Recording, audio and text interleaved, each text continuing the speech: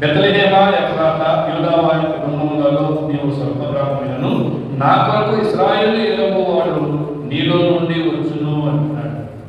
ఏలబోయేవాడు అధిపతి, అధికారి, రాజు. ఎంత గొప్ప విషయం చెప్తున్నాడు చూడండి. ఆయన రాజు, నాయకుడిగా, అధికారిగా, యజమానిగా, రాజుగా, ప్రభువుగా ఆయన లోకానికి వస్తున్నాడు.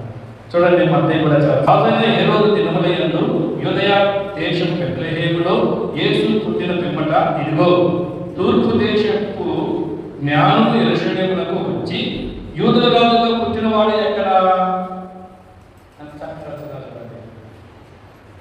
యూదుల రాజు పుట్టినవాడు ఎక్కడ అని పరిశీలన చేస్తున్నారు. ఎక్కడ పుట్టాడు? బెత్లెహేములో. ఆయన రాజుగా పుట్టాడు.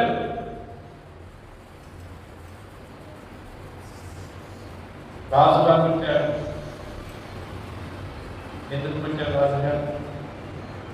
చూడండి, రాజుగా పుట్టాడు. జ్ఞానులను పరిశీలించి ఆయన యూదుల రాజుగా పుట్టిన వాడు ఎక్కడ అంటున్నారు. పరిశీలన చేస్తున్నారు.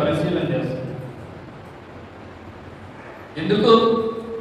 ఆయన్ను ఆరాధించడానికి, ఆయన దగ్గర పని చేయడానికి కాదు.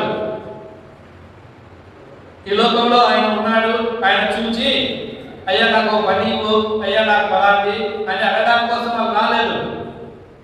ఎందుకు వచ్చారు? ఆరాధించడానికి వచ్చారు. ఆయన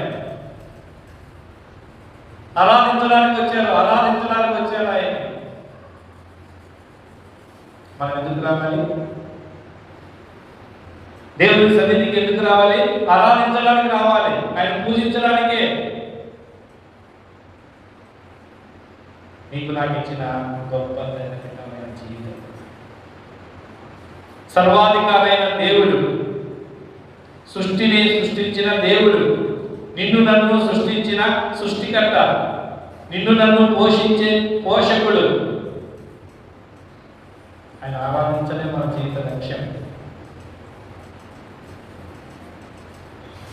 వాళ్ళు వచ్చింది ఆరాధించడానికి వచ్చారు, ఆరాధించారు. రాజు ఆరాధించారు.